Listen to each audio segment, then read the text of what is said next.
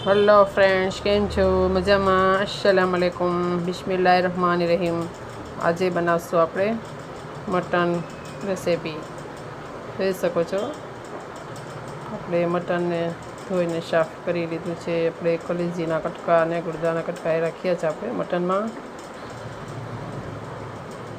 આપણું સાફ થઈ ગયું છે મટન, જોઈ શકો છો। અને આપણે એક કુકરમાં ટ્રાન્સફર કરી દઈશું બધા મટનને।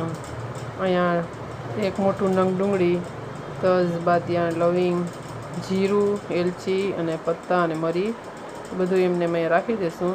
અહીંયા હાથેથી ખાંડેલું આદું અને લસણ છે, એ આપણે મોટી એક ચમચી ભરીને રાખી દઈશું। અહીંયા જે આપણે ગેસ ઉપર નથી ચડાવ્યું, એ બધું આપણે કુકરમાં એમને જ મિક્સ કરીએ છીએ।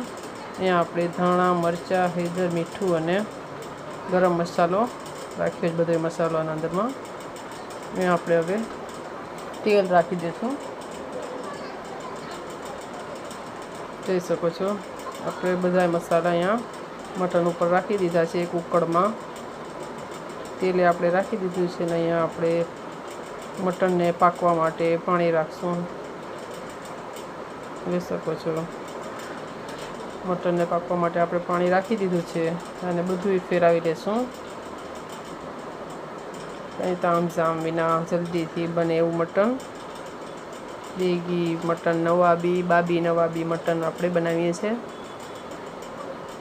જોઈ શકો છો બધા મસાલા અને પાણી બધું રાખી દીધું મટનમાં। આપણે અહીંયા કુકરને બંધ કરી અને ફૂલ સીટી એક આંચે એક સીટી અને પછી 5 સીટી મરાવી લેશું ધીરી આંચે, એટલે આપણું તૈયાર થઈ ગયું છે મટન। જોઈ શકો છો તૈયાર છે મટન કોરમા, ખાઈ શકો છો આ રસાવાળું મટન। અહીંયા ધાણા ભાજી રાખી લે એમાંથીથી મટન આપણું પાકી ગયું છે, જોઈ શકો છો।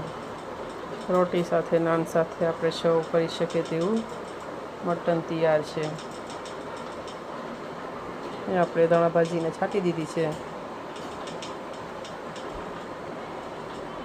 આપણે હવે ડિશ આઉટ કરી લઈએ, જલ્દીથી બને। આપણે 5 સીટી મરાવી હતી ધીમી આંચે, એટલે આપણું મટન તૈયાર થઈ ગયું છે, જોઈ શકો છો।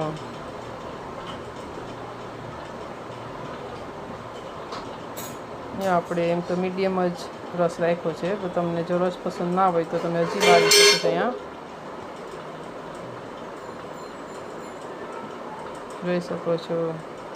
દુઆમાં યાદ, ખુદા હાફિઝ। વિડીયો પસંદ આવે તો લાઈક, શેર અને સબસ્ક્રાઈબ કરતા ભૂલતા નહીં। Thank you.